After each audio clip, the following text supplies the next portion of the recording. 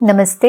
आप सभी का फिर से एक बार स्वागत है आपके अपने YouTube channel Ayurveda for everyone में। मैं हूँ डॉक्टर रूपाली जैन। आज के वीडियो में हम एक बहुत ही टेस्टी और हेल्दी ऐसे फल के बारे में जानेंगे। ये है अनार यानी पोमेग्रेनेट। इसे संस्कृत में दाडिम कहा जाता है। इसका जो लैटिन नेम है ये है प्यूनिका ग्रेनेटम। जनरली ये सबको पता है कि अनार एक बहुत ही हेल्दी फ्रूट है। इसके सेवन से खून बढ़ता है, लेकिन आयुर्वेद की संहिताओं में अनार के सेवन से मिलने वाले सबसे बड़े से 7 फायदे बताए हुए हैं। आप ये वीडियो पूरा देखने के बाद कमेंट करके हमें ज़रूर बताइए कि क्या ये फायदे आपको पहले से पता थे। तो चलिए पूरी शास्त्रोक्त आयुर्वेदिक जानकारी के लिए ये इंटरेस्टिंग वीडियो शुरू करते हैं। आखिर तक हमारे साथ बने रहिए।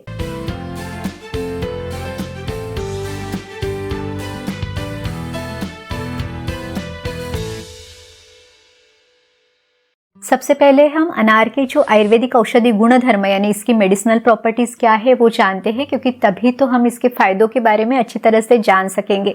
तो ये लघु और स्निग्ध है। लघु यानी ये पचने के लिए हल्का है, इसमें स्निग्धता है यानी शरीर में एक चिकनापन, एक लुब्रिकेशन ये उत्पन्न करता है। इसका जो स्वाद है तो ये मीठा, हल्का कसेला, थोड़ा सा खट्टा इसका स्वाद है। ये अनुष्ण है यानी ना तो गर्म ना तो ठंडा, इस तरह से ये बैलेंस करता है। अब आयुर्वेद में अनार के 3 भेद यानी 3 प्रकार बताए हुए हैं, मधुर, मधुराम्ल और अम्ल। यानी एक जो अनार ऐसा है जो मीठा है, ये त्रिदोषग्न है यानी ये वात पित्त कफ इन तीनों दोषों को बैलेंस करता है। जो मधुर और अम्ल है यानी जिसमें थोड़ा खट्टापन है, ये शरीर में हल्का सा पित्त को बढ़ाता है। और जो बहुत ज्यादा खट्टा है ये पित्त को ज्यादा बढ़ाता है। इस तरह से वात पित्त कफ इन दोषों पर भी इसका असर बताया हुआ है। चलिए देखते हैं कि डाइजेशन के लिए यानी पाचन क्रिया के लिए अनार आपको किस तरह से मदद करेगा, क्योंकि अगर डाइजेशन अच्छा है तभी तो हम शरीर के सभी बीमारियों से खुद का बचाव कर सकेंगे। तो ये जो अनार है ये रुचिवर्धक है यानी खाने का स्वाद, खाने की रुचि को बढ़ाता है। तो ऐसे लोग जिनको खाने का बिल्कुल स्वाद नहीं आता या खाना खाने का मन नहीं करता, उनके लिए बहुत अच्छा फल है। दूसरा है कि ये दीपन करता है यानी जो हमारा जठराग्नि है, पचाने वाला अग्नि है, उसको ये प्रज्वलित करता है।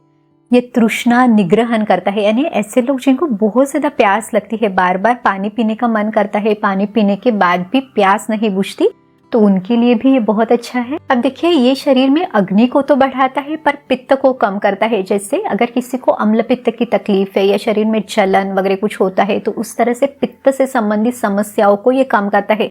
तो ये इसकी विशेषता है, क्योंकि एक तरह से अग्नि को भी बढ़ाएगा और जो विकृत पित्त है इसको भी कम करेगा। अनार ग्राही है यानी रोकने वाला है। तो अगर आपको लूज मोशन है, पतले दस्त है, मरोड़ के साथ बार बार जाना पड़ रहा है, तो उसको रोकने के लिए और आपका डाइजेशन इंप्रूव करने के लिए, एसिडिटी वगैरह हो रही है उसको कम करने के लिए ये बहुत अच्छा फल है। छोटे बच्चों को भी इस तरह की कोई तकलीफ हो रही है तो उनको भी आप अनार जरूर दे सकते हैं। एक ही सावधानी आपने लेनी है, तो जिन लोगों को कब्ज यानी कॉन्स्टिपेशन की समस्या है उन्होंने अनार का सेवन अवॉइड करना चाहिए, क्योंकि ये और ज्यादा रोकेगा और आपकी कॉन्स्टिपेशन की तकलीफ बढ़ सकती है। पर अगर आपकी कुछ दिनों के बाद ये समस्या ठीक हो जाए, पेट अच्छे से साफ होने लगे, तब आप इसे आराम से खा सकते हैं। अनार हृदय है यानी हृदय विकारों के लिए ये बहुत अच्छी औषधि है। हमने पहले देखा कि जो मीठा अनार है ये त्रिदोषग्न है यानी वात पित्त कफ इन तीनों दोषों का ये बैलेंस करता है।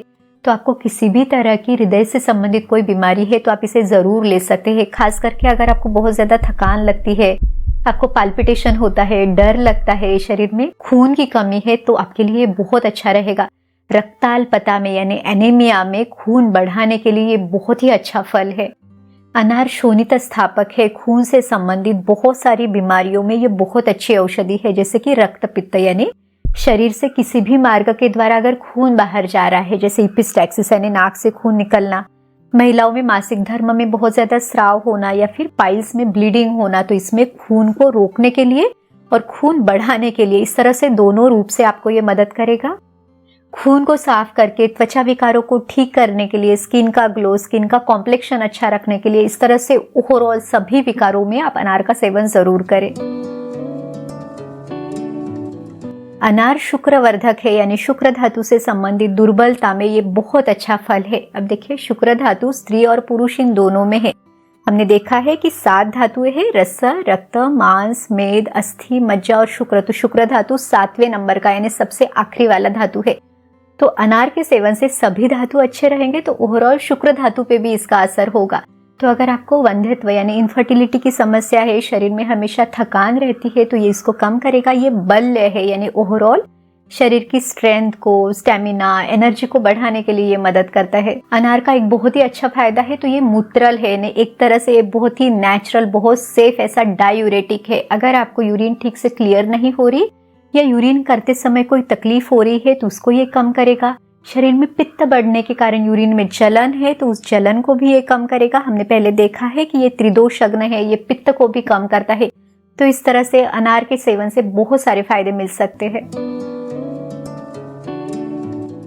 अनार का एक बहुत ही बढ़िया ऐसा फायदा है, तो ये ज्वरघ्न है। ज्वर यानी बुखार, तो बुखार में ये बहुत ही पथ्य रूप से दिया जाता है, यानी हमारे लिए एक बहुत ही एक पथ्यकर, एक हितकर ऐसा ये आहार है।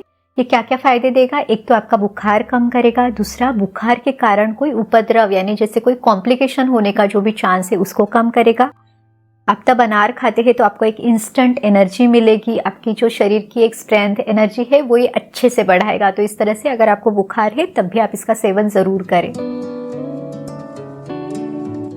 बहुत सारे लोग पूछते हैं कि क्या आयुर्वेद में कोई ब्रेन टॉनिक है, तो आपके घर में रखा हुआ ये जो अनार है ये एक बेस्ट ब्रेन टॉनिक है। इसे आयुर्वेद में मेध्य कहा गया है, मस्तिष्क को ये बल देने वाला है। अब देखिए, काम के कारण जैसे चिंता, स्ट्रेस, एंजाइटी है, या काफी लोग बहुत ज्यादा सोचते हैं, हमेशा कुछ ना कुछ दिमाग में चलता रहता है, पाल्पिटेशन होना, डर लगना, फ्यूचर से रिलेटेड कोई चिंता होना, तो इस तरह से सभी तकलीफों में अनार का सेवन बेस्ट रहेगा।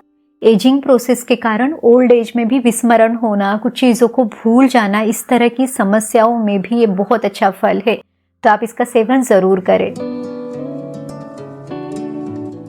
अनार रेस्पिरेटरी सिस्टम की समस्याओं को ठीक करने के लिए, लंग्स की स्ट्रेंथ को बढ़ाने के लिए, खांसी, फिर चाहे वो सूखी खांसी हो या बलगम वाली खांसी हो, तो इन तरह की सभी समस्याओं में आपको बहुत अच्छे से आराम देगा।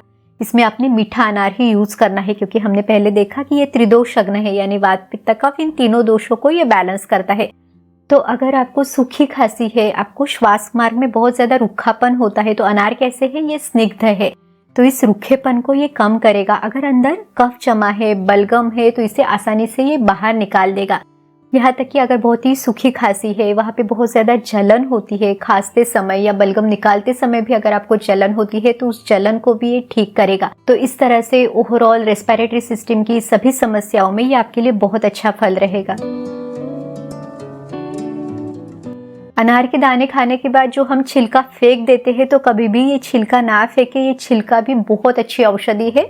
इस छिलके को पानी में उबाल के उसका काढ़ा बना के और फिर छान के आपने रखना है।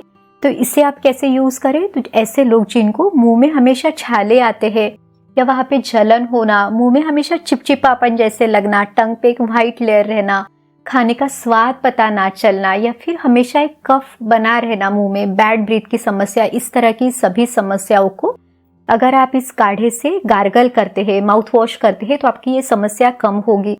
किसी को अगर चोट लगने से घाव बन गया है, वहां से खून निकल रहा है, तो अगर आप इस काढ़े को वहां पे डालते हैं, उसकी धारा करते हैं, तो खून को रोकने के लिए, वो घाव जल्दी भरने के लिए, यानी वुंड हीलिंग के लिए भी ये बहुत फायदेमंद है। तो इस तरह से ना सिर्फ अनार बल्कि इसका छिलका भी बहुत अच्छी औषधि है।